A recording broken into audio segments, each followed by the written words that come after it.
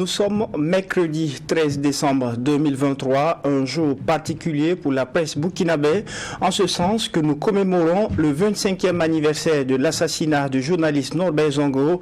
C'est l'heure du tribunal de l'actualité. Auditeurs et auditrices de la radio Watt FM sur la fréquence 100.7, téléspectateurs et téléspectatrices de Trui TV au numéro 264 sur le bouquet Canal Plus et sur la fréquence TNT du multiplex. Mesdames et messieurs, bonjour et bienvenue à la troisième audience du tribunal de l'actualité. Vous le savez, c'est une tradition et comme à chaque audience, je suis accompagné par les juges au siège. Doyen des juges Geoffava, bonjour. Bonjour Président Kaboré, bonjour Juge Bougma, bonjour auditeurs et téléspectateurs. Oui, Juge Vara, bonjour, Président Kaboré, bonjour, Madame, Monsieur, bonjour. Et pour cette troisième audience, le tribunal de l'actualité auditionne David Gakunzi. Il est originaire du Burundi et l'homme que nous auditionnons est journaliste, écrivain et ancien fonctionnaire international. Avec lui, il sera question du sankarisme et du panafricanisme à l'épreuve de la situation sécuritaire au Sahel. Bonjour et bienvenue à la barre du tribunal. Bonjour et merci pour l'invitation. Et sur ce, je déclare ouverte cette troisième audience du tribunal de l'actualité avec l'étape des avant-propos.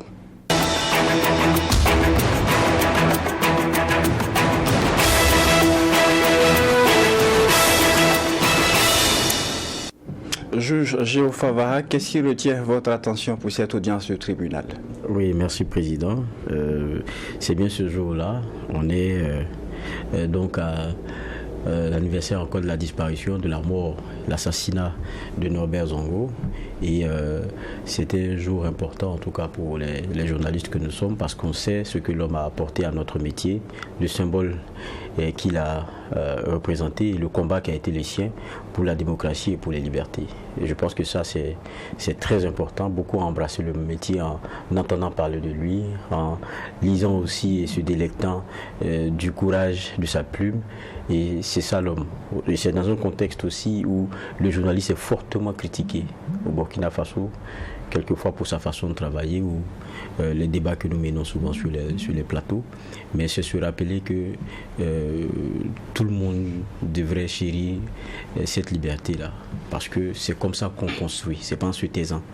Et je pense que même pour ceux qui disent accompagner se fait aussi dans la critique objective. Et c'est ce que, pour moi, Norbert Zongo il a représenté.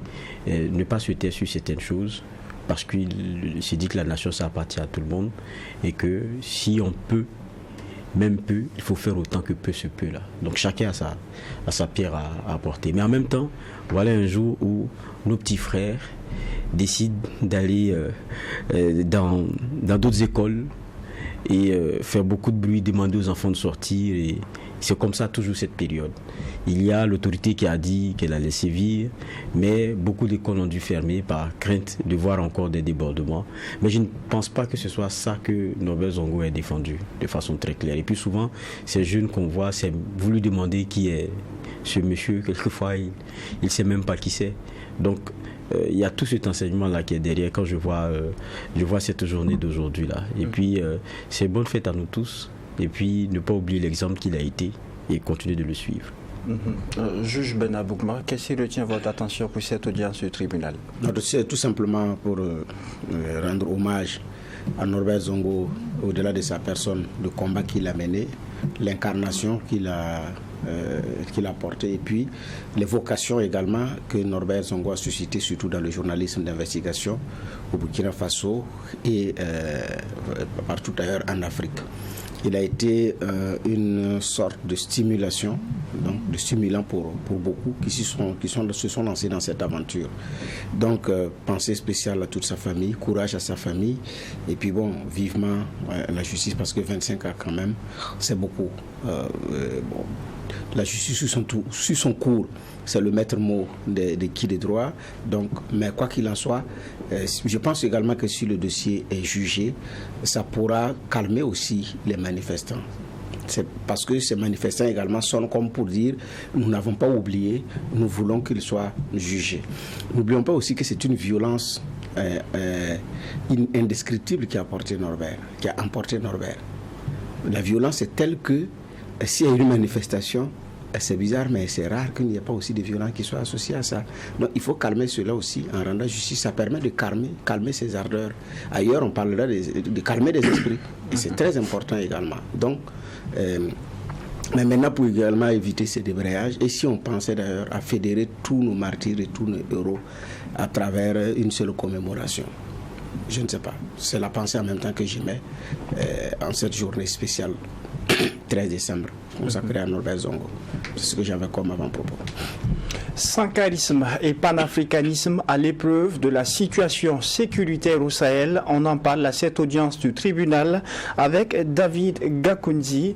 Première question de généralité. Comment se porte la liberté de presse dans votre pays, le Burundi? Parce qu'on sait que vous avez aussi le profil de journaliste. Peut-être pas très bien. Parce qu'on a connu aussi les mêmes difficultés, je dirais le même discours un peu populiste. Et je pense que chaque fois que les libertés sont remises en cause, on attaque toujours les journalistes, on attaque toujours la presse libre. Et malheureusement, je dirais que c'est une dynamique presque globale, presque internationale. Il y a une tentation populiste qui est un peu générale sur tout le continent.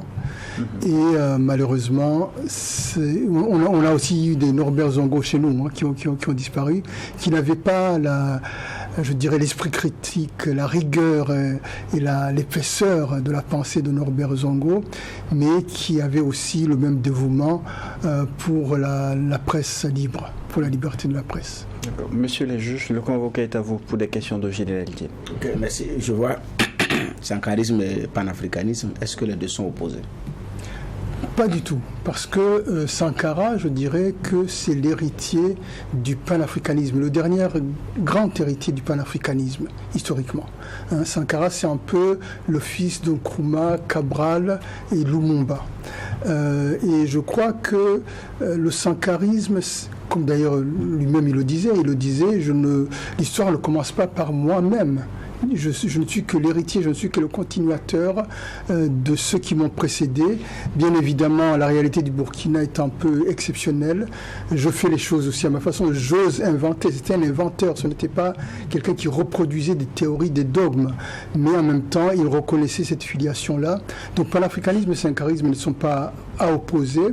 Et je dirais même que le sankarisme vient actualiser le panafricanisme et le porter plus loin. Mais évidemment, le problème aujourd'hui, c'est qu'il y a une confusion sur le sens des termes, sur le sens du panafricanisme et sur le sens du sankarisme. Et je dirais le combat aujourd'hui, c'est de sauver l'âme du panafricanisme et l'âme du sankarisme. Pourquoi vous dites de sauver l'âme du panafricanisme? Qu'est-ce qui menace les âmes de deux? Parce qu'aujourd'hui, on voit des gens qui se réclament du panafricanisme, mais qui font tout le contraire de ce que voulaient les fondateurs du panafricanisme. Quand on prend quelqu'un comme William Dubois, quand on prend quelqu'un comme Kwame Nkrumah, Julius Nyerere, c'était des vrais démocrates. Prenez par exemple la question des droits de l'homme. Le Congrès des peuples africains de Accra, décembre 1958, il y a 3 résolutions. Et l'une des 3 résolutions dit quoi? Dit clairement: nous demandons l'application intégrale de la Charte des droits de l'homme en Afrique. Et aujourd'hui, les panafricanistes disent que les droits de l'homme, c'est une histoire qui vient de l'Occident. Donc il y a une sorte de dénaturation du combat panafricaniste, parce que le panafricanisme, c'était un projet d'émancipation, et j'ai l'impression qu'aujourd'hui, le panafricanisme est en train de devenir un projet de caporalisation des sociétés africaines. Est-ce que ça... d'accord. Non, terminez. Ça ne rentre pas aussi dans une logique d'évolution en tenant compte des réalités? Parce que ceux qui pointent du doigt les droits humains, ce n'est pas l'aspect droits humains qui est beaucoup pointé du doigt. C'est la façon où ce qu'on met comme contenu dans la façon de dire de droits humains et des valeurs liées à ces droits humains qu'on défend. C'est beaucoup plus là parfois le problème. Ce n'est pas l'aspect droits humains en tant que tel. Tout Africain, tout panafricaniste sait que la vie est sacrée et qu'il faut la protéger et que l'homme a des droits et l'homme a des devoirs. Mais maintenant, tel qu'est arrivé ici, je pense que c'est beaucoup plus ces éléments-là qui, comment on appelle ça, qui créent des achoppements et qui créent parfois ces incidents-là de mon point de vue. Est-ce que ce n'est pas ça?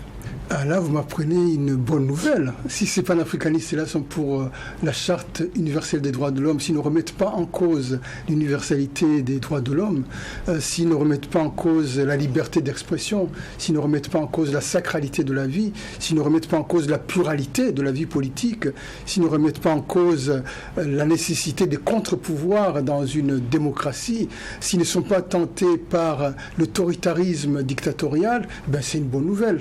Dans ce cas-là, il s'inscrirait dans la filiation des pères fondateurs du panafricanisme. Vous savez, Julius Nyerere me disait, on s'est battu pour que les droits de l'homme soient appliqués aussi en Afrique. Aujourd'hui, une fois qu'on est au pouvoir, on ne peut pas se lever et dire les droits de l'homme, c'est une affaire des Blancs. Il disait il faut qu'on soit cohérent historiquement. Mais moi, ce que je constate, c'est qu'aujourd'hui, un discours qui se veut traditionnaliste, qui nous propose comme projet d'avenir à l'Afrique le retour au passé. Un passé en plus fantasmé, parce que ce n'est pas un passé réel, c'est un passé refabriqué, réécrit, et qui dit nous étions redevenons authentiques, qui est en fait un discours qui nous renvoie, qu'on a déjà entendu dans l'histoire de l'Afrique. Mobutu disait la même chose. Mobutu parlait d'authenticité. Mobutu disait nous devons redevenir des Bantous. Ce qui est déjà une méconnaissance de l'histoire de l'Afrique, parce que vous savez cette histoire-là de Bantou, qu'est-ce que c'est? Les Bantous, ça veut dire nous sommes les humains. Donc quand les premiers anthropologues, les premiers explorateurs sont arrivés en Afrique, ils ont demandé aux gens, vous êtes qui? Les gens ont dit, nous sommes des Bantous, nous sommes des humains. Et ils ont dit, ah, ça c'est les tribus des Bantous. Et quand on voit alors un dirigeant comme Mobutu dire, nous voulons revenir à la tradition de Bantou, c'est-à-dire la démocratie c'est pas bon pour nous. En fait, il reprend le discours colonial. Parce que le discours colonial disait les nègres ne sont bons à être dirigés que par le coup de bâton. Les nègres, on ne peut pas les diriger autrement. Les nègres n'ont pas droit à la démocratie, à la liberté de la parole. Donc, il y a une confusion. On est en train de nous faire croire que l'émancipation se retrouverait dans des pouvoirs qui nous privent de nos libertés. Donc l'émancipation, ça serait accepter volontairement d'être dans des régimes qui nous priveraient de nos libertés. Et ce n'est pas cela le panafricanisme. Le panafricanisme, c'est un combat, un projet pour l'émancipation, pour les libertés. Justement, c'est pourquoi j'ai dit, parce qu'il ne faut pas prendre des gens, des dictateurs qui se réclament panafricains et dire qu'ils sont en train de dévoyer le panafricanisme. En ce moment, vous savez qu'ils sont en train de dénaturer. En fait, il justifie sa dictature autre chose par ça. C'est lui qui le réclame, qui le dit, il ne l'est pas. Donc, est-ce qu'ici, c'est le panafricanisme qu'il faut redéfinir? Non, c'est à cette personne qu'il faut rappeler alors, je pense. Attention, parce que vous savez, le sens des mots peuvent évoluer avec le temps. Prenez l'histoire du communisme. Le communisme, au départ, c'est une grande idée humaniste, etc. Mais finalement, ça a fini par signifier quoi? Le goulag, ça a fini par signifier le Kampuchea démocratique avec le génocide khmer. Ça a fini par devenir quelque chose qui fait peur, alors qu'au départ, c'était une bonne idée humaniste. Ça peut être la même chose avec le panafricanisme si nous ne faisons pas attention. On peut se retrouver avec des générations dans 30 ans, quand on leur parlera du panafricanisme, penseront à dictature. Donc c'est pourquoi je dis, nous devons nous battre pour qu'il n'y ait pas de confusion entre le panafricanisme, qui est un projet d'émancipation, et la pratique du pouvoir dictatorial qu'on nous présente comme étant un projet panafricain ou souverainiste. Parce que même le souverainisme, quand on parle de souverainisme, le souverainisme, ce n'est pas le droit du chef de faire ce qu'il veut de son peuple. C'est pas ça le souverainisme. Le souverainisme, ça veut dire que le peuple est associé au pouvoir. Le peuple a droit à la parole. Ça veut dire qu'on reconnaît la pluralité de la société. C'est ça le souverainisme. Et le souverainisme, ça veut dire aussi des responsabilités de l'État par rapport à la société. Ce n'est pas la guerre de l'État contre la société. C'est pas ça le souverainisme. Donc, toutes ces notions-là, si on les laisse aux mains de certains aventuriers qui ne prennent même pas le temps d'étudier le texte, mais qui utilisent cela parfois peut-être par ignorance ou alors, comme vous le dites, parce qu'ils ont un projet politique derrière tout ça pour manipuler les gens, nos jeunes frères risquent de suivre ce que j'appelle les faux prophètes. Le juge Géoffava. Oui, on a les pieds dans le plat. Et dans le fond. Et derrière, dans le fond.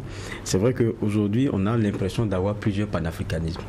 Quand on écoute les uns et les autres, on se demande en définitive, ce panafricanisme-là, c'est quoi au fond? Est-ce que c'est le refus de l'autre, le rejet de l'autre? Ça se résume à ça? Ou bien c'est le combat pour un meilleur soi de l'Africain? on se pose encore aujourd'hui beaucoup de questions. Alors que ceux qui, dans les débats aussi, ont pion sur rue et qui se revendiquent tels, c'est-à-dire panafricanistes, quelquefois, le mot que vous sortiez, souveraineté, c'est ce sur quoi on s'arc-boute et on justifie beaucoup de choses. Beaucoup de choses.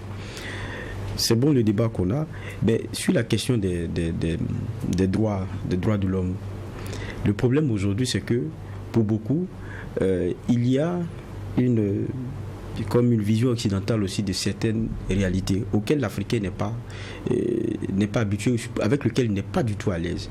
Et quelquefois, ça vient en injonction, même dans les rapports avec nos pays africains. Pour être plus clair, je vais aller dans le détail. Quand on prend la question, par exemple, on présente par exemple le droit de certaines minorités. Le droit de certaines minorités. On a vu quelquefois des chancelleries venir, pas des chancelleries, des ministres venir ici, dire à nos chefs ici que bon, écoutez, sur la question de l'homosexualité, si vous ne faites pas comme ceci, nous on va faire comme cela.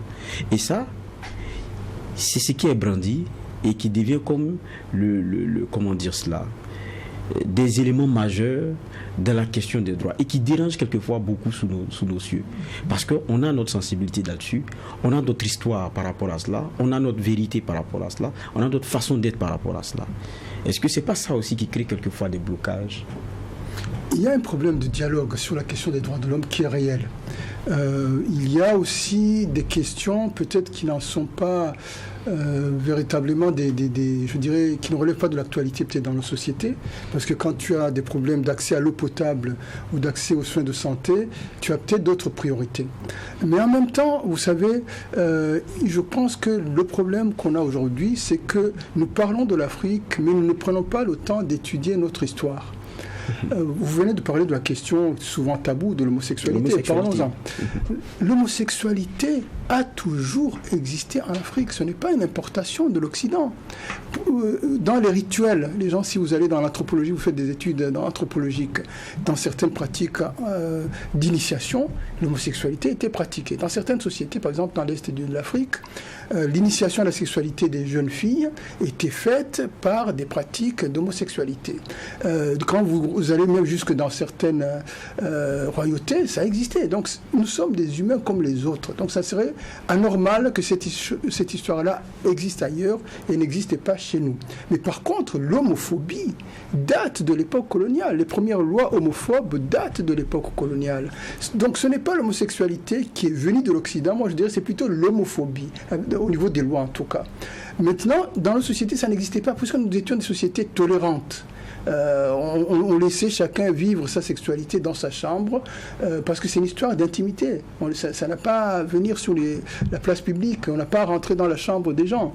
Donc, mais le problème aujourd'hui, c'est que on se retrouve à persécuter nos frères et sœurs parce que les Européens sont venus nous dire que cette histoire-là doit être à l'agenda en premier point. Et puis, comment cette histoire-là est arrivée en Afrique ? De la lutte contre nos frères homosexuels et lesbiennes. C'est les milieux conservateurs américains qui avaient cet agenda-là aux États-Unis, qui sont arrivés en Afrique, qui l'ont imposé au niveau de certains parlementaires, je pense à l'Ouganda, etc. Et c'est devenu un sujet politique, alors que ça ne l'était pas. Et là, ça devient un problème sociétal, et ça devient un sujet de friction. Et ça devient un sujet où on commence maintenant à persécuter des gens avec lesquels on vivait, sans même se rendre compte ou en faisant semblant de ne pas les voir, tout au moins. Donc la question, ce n'est pas... Nous ne devons pas toujours nous définir par rapport à ce que l'Europe ou l'Occident vient nous dire. Nous devons nous définir par rapport à nous-mêmes. Les droits humains, c'est bon pour nous. On s'est battu pour ça. La colonisation nous avait nous avait enlevé nos droits humains. Nous les avons conquis de haute lutte. Donc parler des droits humains, c'est parler de nos propres droits. Ce n'est pas pour satisfaire ou pour faire plaisir à l'Occident ou pas. C'est pour nous-mêmes. Mandela s'est battu pour les droits de l'homme. C'était pour lui, c'était pour ses frères et sœurs. Nos parents ici se sont battus contre la colonisation. C'était pour les droits humains. C'était pour la démocratie. Donc il faut que nous revenions, allons jusqu'au bout de la démarche souverainiste en disant construisons notre regard par rapport à nous-mêmes, construisons notre récit par rapport à nous-mêmes, et non pas toujours en nous posant en opposition ou en provocation par rapport à l'Occident. Parce que chaque fois, on a l'impression que nous voulons asseoir notre identité en étant l'opposé de ce que dit l'Occident ou de ce que dit l'Europe, alors qu'il faudrait commencer par regarder qu'est-ce qui est bon pour nous. Moi je le dis, le problème quand je prends la question de l'homosexualité, c'est pas que ça vient d'ailleurs, c'est pas ça le débat, et ce n'est pas que ça n'a pas existé, mais quel est notre regard ici par rapport à ça, et comment nous nous positionnons par rapport à cela. Je pense que c'est là où ça devient intéressant. Sinon, la question des droits de l'homme, ça ne vient pas d'ailleurs.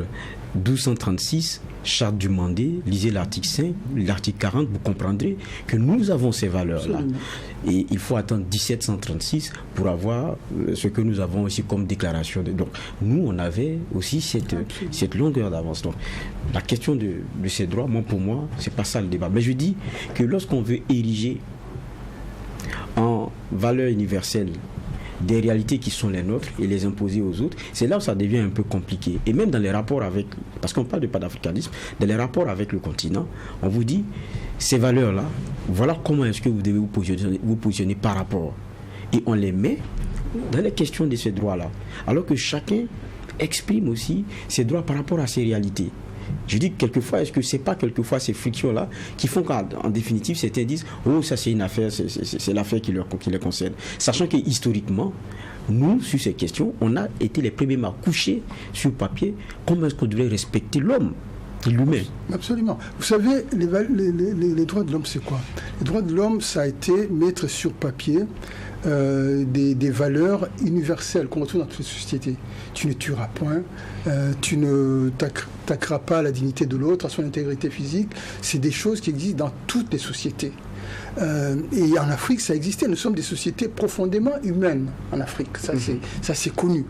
Maintenant, il y a une question que vous dites qui est vraie, c'est-à-dire que dans le dialogue avec le reste du monde, parfois, on s'est mis à la place des élèves. On n'a pas osé dire comment aussi nous voyons les choses.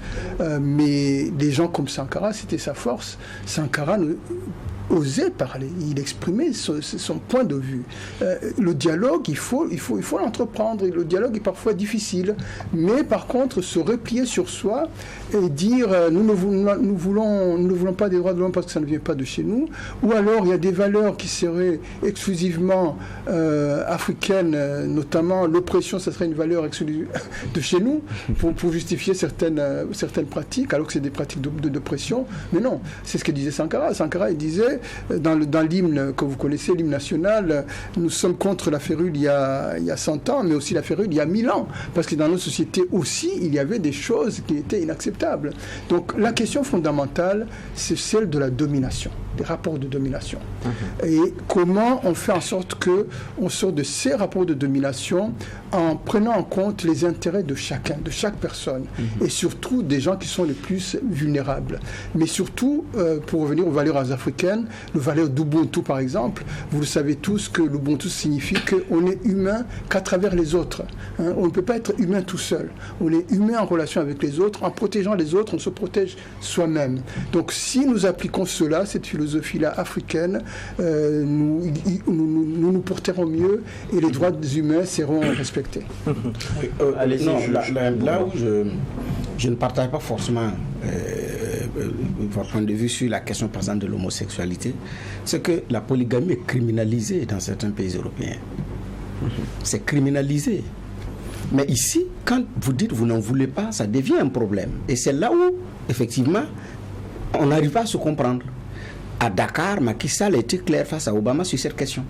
En 2013, lors de sa visite, quand il a voulu l'évoquer subtilement, il a dit aussi, nous avons aussi nos valeurs propres à nous. En fait, c'est la question de l'universalité des valeurs à un moment donné qui pose problème dans la défense des droits humains.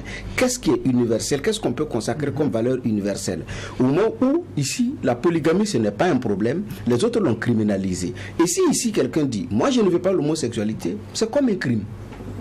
Et donc, et quand des gens votent la loi pour dire il n'est pas question, des financements sont coupés. Et ça, c'est des faits. C'est en ce moment qu'on dit qu'il y a une imposition d'une façon de voir ou d'une façon de faire la promotion de certains droits. Je dis certains droits. Parce que, effectivement, le droit à la vie, elle est sacrée. D'ailleurs, toutes les constitutions disent, nous sommes libres et égaux en droit et en dignité. Mais maintenant, à l'intérieur, il y a des aspects de l'expression des droits humains où on a l'impression que ici, ou vous regardez comme ça, ou vous regardez comme ça. C'est en ce moment qu'effectivement, on se pose la question de savoir, est-ce qu'il n'y a pas un qui veut imposer sa façon de voir aux autres?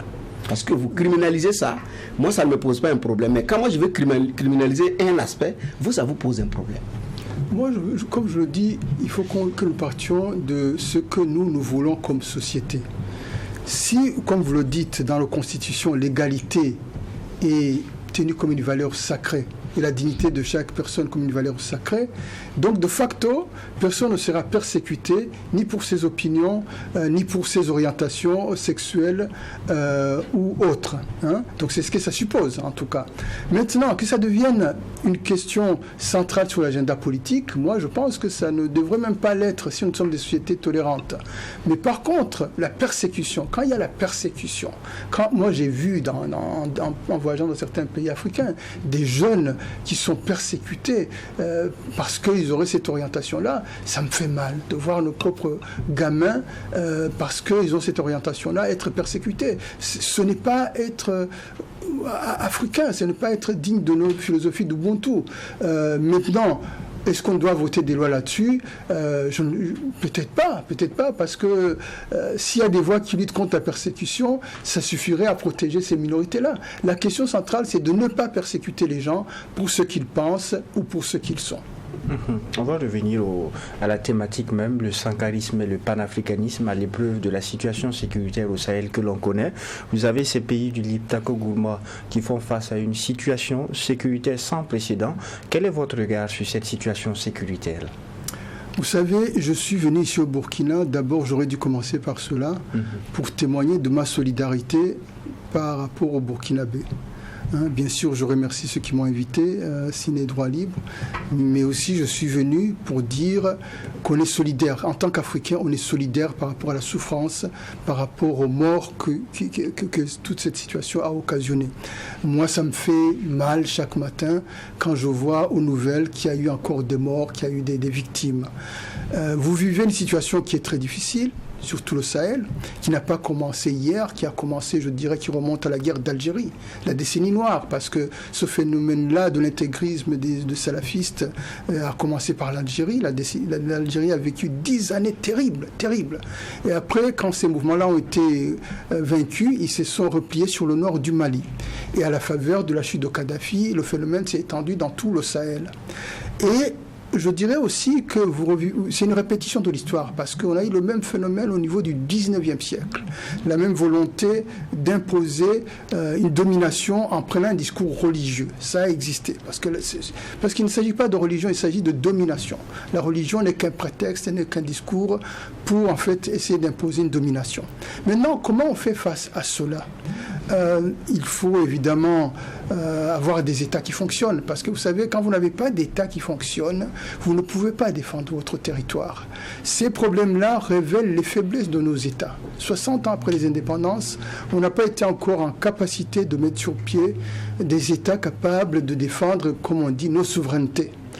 Donc c'est ça que ça signifie aussi. Mais ça signifie aussi qu'il y a des questions fondamentales dans la société qui n'ont pas été résolues. Des questions d'exclusion, des questions économiques, des questions d'injustice, de corruption, etc. sur lesquelles qui servent de terreau au développement de ce phénomène-là de terroriste. Bon, maintenant, on peut avoir une réponse militaire et on peut avoir une réponse sur le long terme qui traite les questions fondamentales, les questions de fond.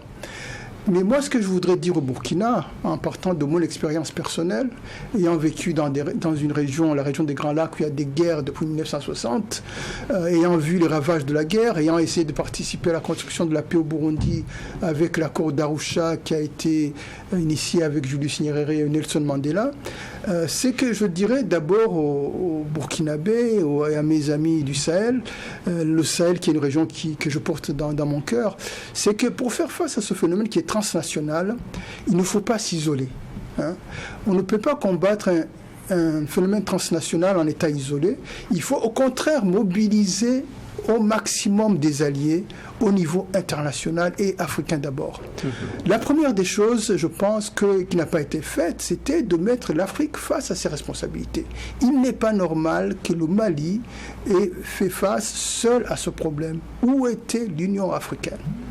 Mais l'Union africaine ne peut pas agir si les sociétés civiles, si les intellectuels, si l'opinion ne se lève pas pour dire ce n'est pas acceptable ce qui se passe au Mali, que l'Union africaine ne fasse pas quelque chose. Il aurait dû y avoir un corps expéditionnaire africain pour régler cette question-là du djihadisme dans le Sahel.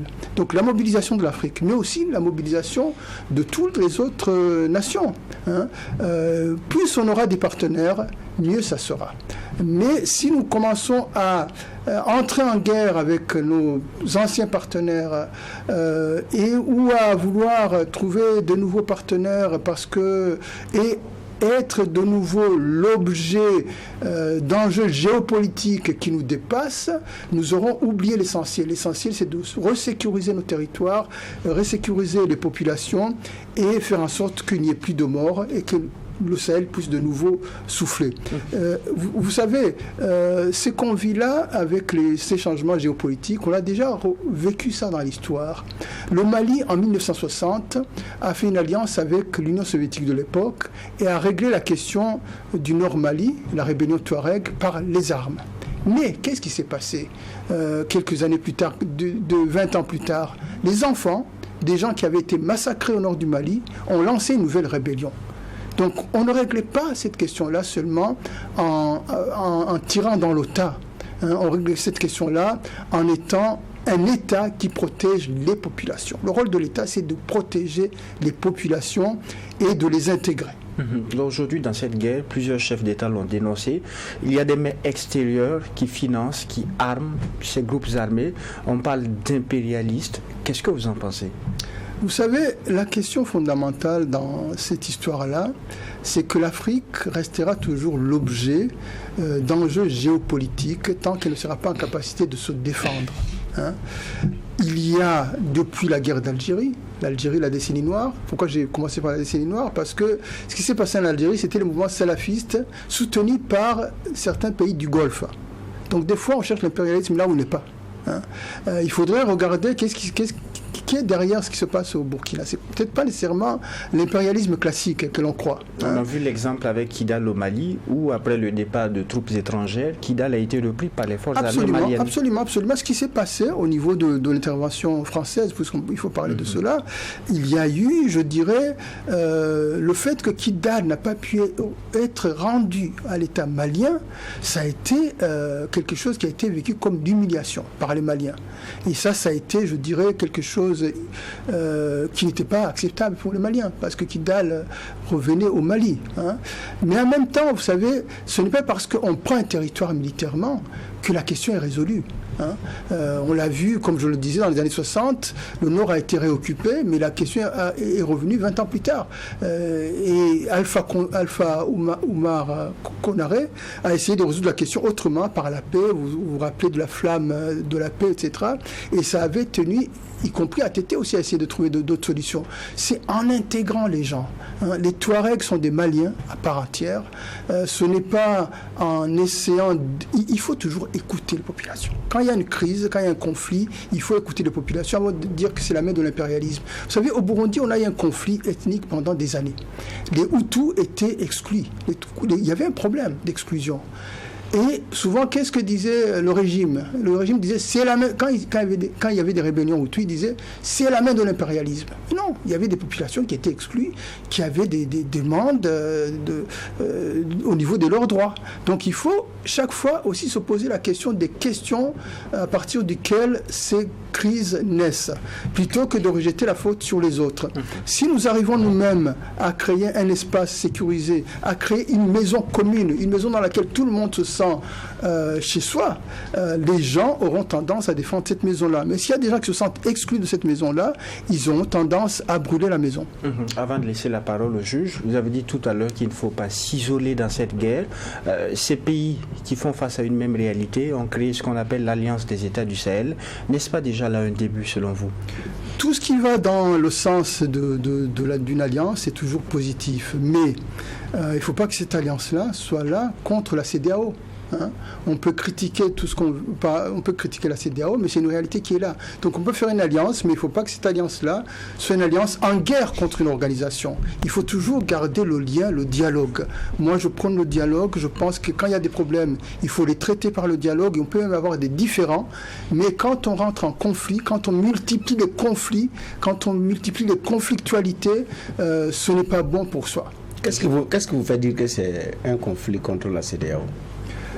La création de l'AES. Parce que quand j'entends certains discours ici et là, c'est des discours de critique de la CEDEAO en disant que les CEDEAO c'est des vieux dépassés. Et ça, je pense que ce n'est pas dans l'intérêt du Burkina ou du Mali ou du Niger. Moi, je fais partie de ceux qui critiquent la CEDEAO, mais moi, je dis que je veux une CEDEAO des peuples et une CEDEAO des chefs d'État. Vous savez, alors, si aujourd'hui la CEDEAO, la même CEDEAO, vous écoutez les populations de l'espace CEDEAO, c'est une organisation éloignée avec les dirigeants des États, mais au niveau population, les enjeux et tout, par rapport aux défis majeurs de cette même CEDEAO, on se demande si les populations comprennent réellement. Donc, est-ce que pour des États qui s'organisent, vous voyez déjà que, parce qu'il y a des discours qui sont, vous dites que c'est en opposition à la CEDEAO, est-ce qu'il n'est pas temps aussi que la CEDEAO, après autant d'années, se pose des questions sur ces réalités-là? Vous savez, la CEDEAO, c'est un outil. Comme la SADC, comme la Fédération des États de l'Afrique de l'Est, la question c'est comment on améliore l'outil. Ce n'est pas on jette l'outil, ce n'est pas de dire la CEDEAO c'est le truc des chefs d'État, c'est comment on améliore cela. C'est comme nos États, on peut dire nos États, c'est des États hérités de la colonisation, on n'a fait qu'investir l'outil, les États, mais ça ne sert à rien pour la population. Mais il faut améliorer les outils que nous avons. La CEDEAO est un outil, je suis d'accord avec vous, qu'il faut améliorer, qu'il faut démocratiser beaucoup plus, c'est comme, vous savez, c'est le même débat par rapport à l'Union européenne en Europe. Hein. Il y a des gens qui disent l'Union européenne c'est une technocratie qui est éloignée des réalités des gens, mais on ne dit pas il faut brûler la maison, on ne dit pas il faut brûler l'outil, il faut améliorer la CEDEAO, je suis d'accord, il faut qu'il y ait des critiques, mais il faut qu'il y ait des propositions aussi, parce qu'on se contente seulement de dire c'est pas bon, ça ne marche pas, mais qu'est-ce qu'on fait pour que ça aille mieux? Non, je pense que c'est une façon de faire de la CEDEAO qui pose problème. Parce que quand un chef de l'État modifie sa constitution pour briguer autant de mandats, elle est taiseuse. Elle dit même que ce sont des affaires intérieures de l'État et que la CEDEAO n'a pas à s'ingérer. La CEDEAO veille seulement à ce que vous respectez les 6 mois. Parce que dans la charte, vous avez 6 mois au-delà, à moins de 6 mois des élections, vous ne pouvez pas modifier les textes électoraux, sauf s'il y a un consensus au niveau national. C'est l'exception. En dehors de ça, faites comme vous voulez. Et après, il y a des crises. Et quand il y a un premier coup de feu qui est donné, vous avez même l'impression que le communiqué pour dire que nous condamnons la tentative de coup d'État était rédigé et déposé. Rapidement, le communiqué, il sort. Et quand il y a eu le coup d'État au Mali, la CEDEAO a rapidement activé les leviers pour les sanctions économiques. Ensuite, il y a eu le deuxième coup d'État. C'est en ce moment que nous avons entendu et nous avons su que la force en attente de la CEDEAO était opérationnelle, monsieur. Le Mali est en lutte contre le terrorisme depuis combien d'années? Il a fallu attendre 2020, si ma mémoire est bonne, pour le coup d'État, pour le deuxième coup d'État, pour attendre maintenant qu'ils vont activer la force en attente de la CEDEAO pour aller casser du putschiste. Et les terroristes qui frappent à Kidal, qui frappent à Dori, qui frappent au niveau du Niger. Qu'est-ce que cette force en attente a fait? Et moi, citoyen de cet espace CEDEAO, je me pose des questions de ce que mon instrument fait. Elle est plus préoccupée par le maintien d'un président au pouvoir que par le terrorisme. Et ça, c'est des faits que des populations, c'est même pas des dirigeants, des populations et des leaders d'opinion posent comme débat concret sur la table. C'est pourquoi je parle de volonté d'une CEDEAO des peuples et non une CEDEAO des chefs d'État. Quand il y a eu le coup d'État au Niger, la CEDEAO s'est réunie. Elle a décrété l'envoi de troupes. Celui du Nigeria a été bloqué par son Sénat. Mais les autres ont disponibilisé, ont mis à leur disposition, ont déjà dit, bon, moi j'ai tel homme, j'ai tel nombre d'hommes, j'ai tel nombre d'armements, j'ai tel nombre d'équipements, pour aller casser du terroriste à Niamey. Et pardon, du putschiste à Niamey. Alors que le terroriste, lui, il est en campagne. C'est de cette CEDEAO. En fait, ce sont ces critiques-là qui font qu'on se pose des questions. Pourquoi je dis il y a une CEDEAO qui doit opérer sa mue en fonction des enjeux actuels. Et moi, je n'ai jamais vu une mise en garde de la CEDEAO vis-à-vis d'un président qui opère un coup d'État constitutionnel à travers la modification de la Constitution, qui viole sa parole. Ça, on ne l'a jamais vu. Donc pour le citoyen, il dit mais qu'est-ce qu'il y a? Il y a quoi au juste? C'est quoi cette affaire? Et ce sont des questions légitimes, messieurs. Vous avez tout à fait raison. Moi-même, je suis critique par rapport à la CEDEAO. La CEDEAO n'a pas rempli ses missions, sinon l'espace sahélien serait un espace paisible, démocratique et prospère. C'est évident. Il y a des critiques qui sont des critiques légitimes. Mais maintenant, la question, c'est que on ne peut pas casser les outils parce qu'il y a des choses qu'il faut améliorer. La CEDEAO des peuples, moi je me méfie du mot peuple. Le mot peuple aujourd'hui me fait peur. Parce que qu'est-ce qu'on met dedans? Moi je préfère parler des principes. Parce que les peuples, vous savez, moi je disais toujours peuple, peuple, peuple, je viens de la gauche traditionnelle. Mais le jour où je suis arrivé en août 1994 à Kigali, après le génocide contre les Tutsis, où j'ai vu les effets de ce que le peuple pouvait faire, depuis ce jour-là, j'ai peur du peuple. Je me dis, allons-y doucement. Parce que le peuple est capable aussi du pire s'il est manipulé. Donc c'est un discours qui peut être un discours populiste où on se retrouve à tout jeter. La question c'est comment on transforme nos outils. Comment est-ce qu'on transforme aussi bien nos États pour qu'ils puissent être opérationnels sur le terrain, répondre aux attentes, remplissent leurs fonctions, leurs missions. Comment on transforme la CEDEAO pour qu'elle puisse remplir sa mission. Comment on sort de ce 2 poids 2 mesures dont vous parlez en fait, où d'un côté, ceux qui changent leur constitution, on peut faire leur 3e mandat alors que c'est un putsch constitutionnel quelque part. Et celui qui prend le pouvoir par les armes, lui, ça devient le diable. Évidemment que tout cela décrédibilise un peu l'institution. Mais il ne s'agit pas de casser l'institution, il faut l'améliorer. Et puis par rapport à la question des putsch. Les putsch sont un symptôme qui est un problème. Qu'il y a des questions qu'il faut se poser au niveau des processus démocratiques. Mais en aucun cas, les coups d'État militaires ne sont pas la solution aux problèmes auxquels nous sommes en train de faire face. Nous avons déjà vécu les coups d'État militaires en Afrique. On a vu dans les années 70, les militaires ont conduit l'Afrique au désastre. Je crois que les plus jeunes ne savent pas ce que ça voulait dire Idi Amin, ne savent pas ce que ça voulait dire les Mobutu. Aujourd'hui, on voit les militaires arriver au pouvoir, on applaudit. On pense qu'ils seront tous comme Sankara ou comme Rawlings. Mais non, Sankara, Rawlings et ATT, ce sont des exceptions. Sankara, il était porté par un mouvement politique qui était solide au Burkina. Rawlings était porté par les Kodjo qui avaient été jusqu'en Angola, qui étaient des élèves de Kwame Nkrumah. ATT était venu porté par un mouvement d'insurrection populaire. Donc ce sont des exceptions. Confier le pouvoir au régime militaire, c'est un recul terrible par rapport à nos projets d'émancipation et de développement. Les militaires, la dictature militaire, ou même un militaire tout simplement, ce n'est pas la solution aux crises démocratiques en Afrique. Oui, moi je n'ai pas dit que je fais l'apologie des coups d'État. Et il y a des coups d'État également qui ont permis à des pays de se mettre sur les rails. Le Ghana est un exemple avec Rawlings et bien d'autres. Mais je ne fais pas l'apologie des coups d'État. Quand je dis peuple, et non CEDEAO des chefs d'État, c'est que la force en attente me défend mon citoyen. Je fais partie d'une population du Burkina, on peut m'appeler peuple par abus ou je ne sais pas moi, mais je veux qu'un instrument me défende moi. Mais qu'un instrument ne défende pas un dirigeant, en ce moment, l'instrument ne descend pas jusqu'à moi, citoyen, jusqu'à la population. C'est ça, je parle de CEDEAO des peuples. Maintenant, le mot peuple, effectivement, finalement, c'est qui le peuple? Ça, on peut faire de longues dissertations là-dessus. Mais quand je parle de CEDEAO des peuples, c'est effectivement une CEDEAO qui est là, à laquelle chaque citoyen de l'espace CEDEAO se reconnaît à travers ses actes et l'application des principes dont vous avez parlé. C'est de ça qu'il s'agit. Mais ici, on n'est pas là. On entend notre CEDEAO que quand il y a un président qui a des problèmes. Et ça, il y a eu des efforts qui ont été faits. Ça, je suis d'accord. Même tout récemment, il y a eu ce déblocage d'argent pour le Burkina, le Mali, le Niger. Il y a eu le financement des projets. Je n'ai pas dit qu'il n'y a pas un effort qui est fait. Je n'ai pas dit ça. Mais à un moment donné, il y a une direction que la CEDEAO prend. Vous regardez, vous dites, mais elle va où? Et c'est ça qui interroge. Oui, je suis d'accord sur les critiques.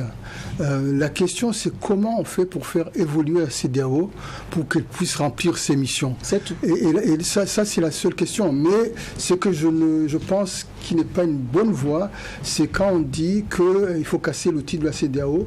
On pourrait dire la même chose au niveau de l'Union africaine. L'Union africaine a les mêmes faiblesses, les mêmes vulnérabilités, mais ça serait un recul terrible si demain il n'y avait pas l'Union africaine.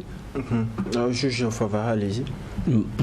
Moi, je reviens sur peut-être une partie de votre argumentaire. Quand on prenait le cas du Mali, je suis d'accord. Quand ça a commencé au Mali, bon, il y a beaucoup de pays qui se sont dit, bon, c'est pas encore chez nous. Et ça, après, c'est venu toquer à notre porte et nous tous aussi, on est aujourd'hui d'une façon ou d'une autre inquiétés. Mais en même temps, quand on prend le cas malien, je pense que ça nous donne beaucoup de leçons aussi. Il y a eu beaucoup de présence. Il y a eu, on a parlé de l'Union africaine, il y a eu plein d'initiatives sous la houlette de l'Union africaine elle-même, même CEDEAO, pour le Sahel, il y a eu beaucoup. Quand on prend le cas des forces qui ont été amenées pour aider les FAMA, MINUSMA, tout ce que vous mettez, mais il y avait une réalité, c'est que les missions n'étaient pas robustes. Et ça a été toujours le débat. Quand vous prenez ce qui se passe en Ukraine, je ne pense pas qu'on vienne faire des zones tampons ou on vient faire des interpositions ou on vient pour des maintiens de la paix. On vient faire la guerre d'abord. On vient aider un peuple à se sortir d'une situation parce qu'il est attaqué par des terroristes, par des gens qui ont quelquefois une idéologie, qui ont le... Mais on fait une guerre. Quand on regarde le cas malien, il y a tous ceux qui sont venus avec tout ce que vous voulez comme mobilisation de ressources, hein, mais pour des résultats qui ne sont pas bons pour ce peuple-là. Et à un moment donné, vient la question naturelle de pourquoi est-ce que vous êtes là? Si votre présence n'améliore aucunement mon quotidien, je me pose la question, est-ce que vous êtes des apporteurs de paix? Et on ne peut pas en vouloir à un moment donné aux Maliens de dire, si on veut se sortir de cela, attention, il faut qu'on fasse notre guerre. Il faut s'assumer. C'est un peu ce dans quoi le Malien a été. Et regardez aujourd'hui, est-ce qu'ils se sont trompés? Vous dites que prendre Kidal, ça ne suffit pas. Mais il faut prendre Kidal et continuer. C'est comme ça. Est-ce que si le Mali était resté dans ce genre de léthargie-là, aujourd'hui le Malien pourrait mettre un drapeau à Kidal? Je ne crois pas. Donc, pour la plupart de ces pays-là, Burkina, Mali, Niger, c'est un peu ce sentiment-là. D'avoir des gens qui viennent avec des seaux d'eau, vous les voyez plein d'eau, mais vous ne comprenez pas pourquoi est-ce que l'incendie continue et que les flammes continuent de prendre. À un moment donné, la suspicion devient naturelle, la suspicion devient logique. Et c'est ça la réalité. On a vu des généraux, je ne vais pas dire le pays, s'asseoir dans notre capitale, dire que les armes des terroristes, parce qu'à un moment donné, on se posait la question de savoir d'où est-ce que ceux-là ils sortent ces armes-là. On nous dit non, l'essentiel de leurs armes, ils les tiennent du butin de guerre lorsque nos soldats fuient. Ça a été dit ici à Ouagadougou. Mais quand vous dites ça, il y a un problème. Vous dites aussi que nos armées ne sont pas du tout équipées. Mais de quel butin vous parlez?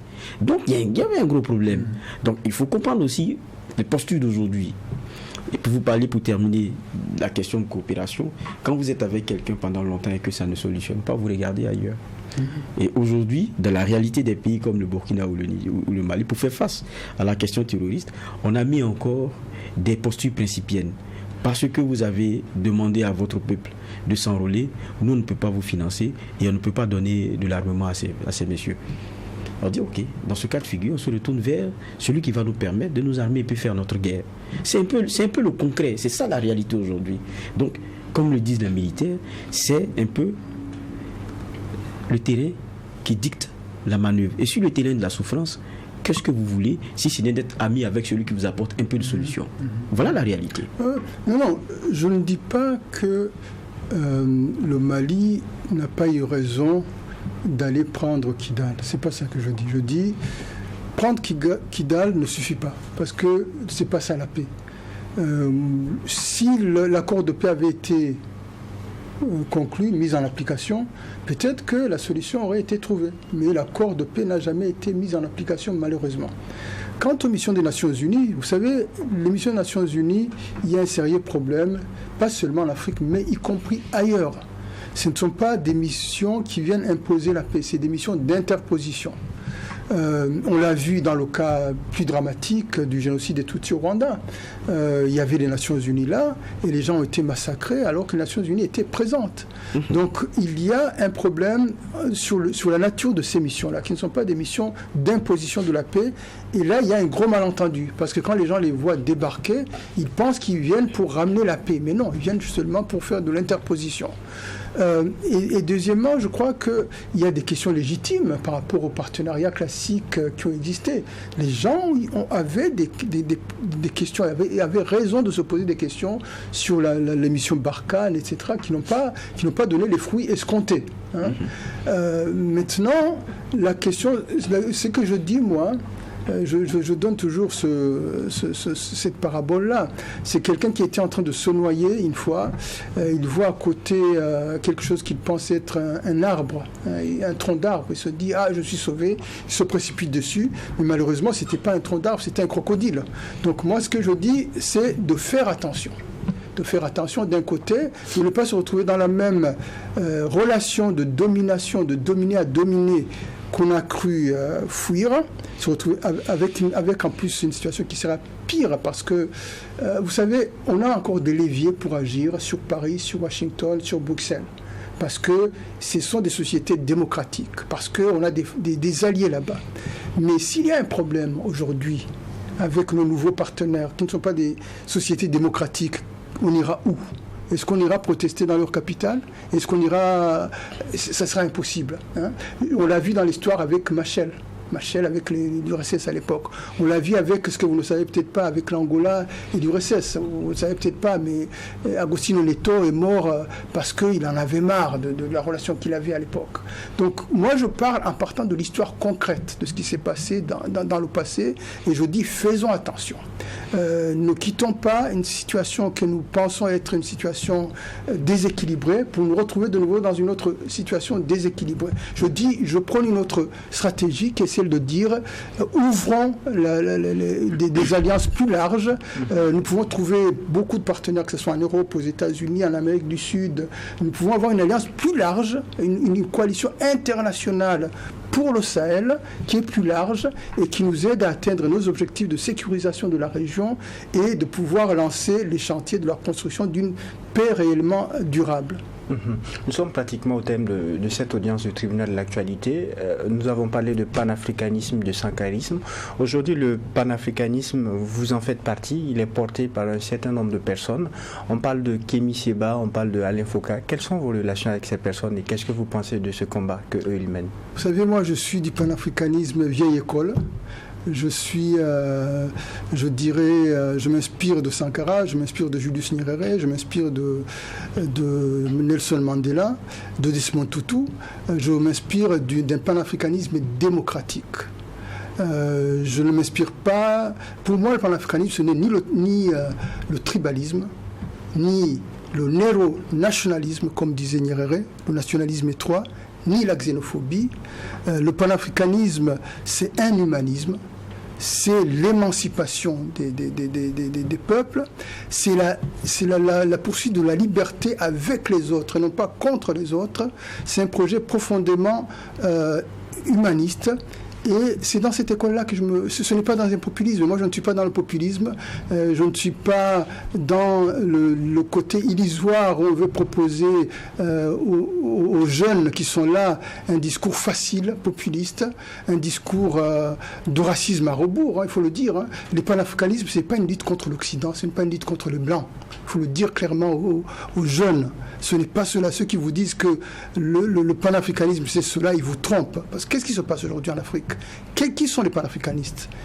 Quand un chef d'État a peur qu'on lui réclame des comptes sur la façon dont il traite sa population, il se dit panafricaniste, il dit « foutez-moi la paix ».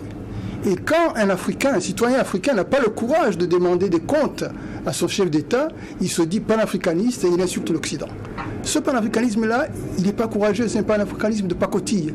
Si vous êtes courageux, il y a des questions essentielles pour lesquelles il faut se battre. Ce n'est pas normal que nos populations n'aient pas accès à l'eau potable. Ce n'est pas normal qu'il y ait des inégalités sociales. Ce n'est pas normal que nos enfants ne puissent pas aller à l'école alors que nous voyons des richesses incroyables s'accumuler ici et là. Le panafricanisme réel, il est fondé sur la justice sociale. Le panafricanisme sans justice sociale, sans combat pour lutter contre les inégalités, sans combat pour les libertés, pour la libération de la parole, parce que le panafricanisme, c'était quoi au départ? C'était une idée qui disait ceci. Il faut libérer la parole de la souffrance. Quand les premiers magazines s'appelaient comment souvent La Voix, Le Cri, c'était libérer la parole d'abord, laisser les gens parler. Dans ma tradition, on dit en Kirundi, il est interdit d'insulter le roi, mais il n'est pas interdit de lui dire la vérité. C'est même un devoir de lui dire la vérité en face. Donc la libération de la parole. Deuxièmement, les droits humains, l'égalité. Julius Nyerere disait Binadamu wote ni sawa. Tous les êtres humains sont égaux, l'égalité. Donc ce panafricanisme-là, messianique, que j'appelle moi panégrisme, qui est un combat contre une couleur, contre un Occident, en plus qui est mené par, désolé, excusez-moi de le dire, par des bourgeois. Moi, je me considère beaucoup plus près des populations, même si je ne dis pas peuple, toutes les secondes. Ce qui me porte, moi, ce que j'ai hérité de ma tradition, de fils de chef traditionnel, c'est que notre devoir, c'est de nous battre pour les plus vulnérables, pour les plus démunis, et chaque fois que nous posons un acte politique, de nous demander si c'est bon pour eux, et non pas pour notre seul orgueil ou notre ambition politique. Point final pour cette troisième audience du tribunal de l'actualité. Je rappelle que David Gakunzi, journaliste, écrivain burundais et ancien fonctionnaire international, était notre convoqué à la barre du tribunal de l'actualité. Avec lui, il a été question justement du sankarisme et du panafricanisme à l'épreuve de la situation sécuritaire au Sahel. Merci d'avoir répondu à la convocation. Merci à vous. Et si je puis dire une dernière chose, c'est que le panafricanisme, ce n'est pas l'anti-intellectualisme. Le panafricanisme a été conçu par des intellectuels de haut vol. Je pense à Dubois notamment. Merci, juge Bernard Bougma, pour les angles de regard et d'analyse. Merci, juge Geoffroy Vaha, pour les clés de lecture. Merci à vous, auditeurs et téléspectateurs qui nous avez suivis. Ici au tribunal de l'actualité, la rigueur d'une justice équitable s'applique sur tous les sujets enrôlés. Au revoir et à demain pour une autre convocation.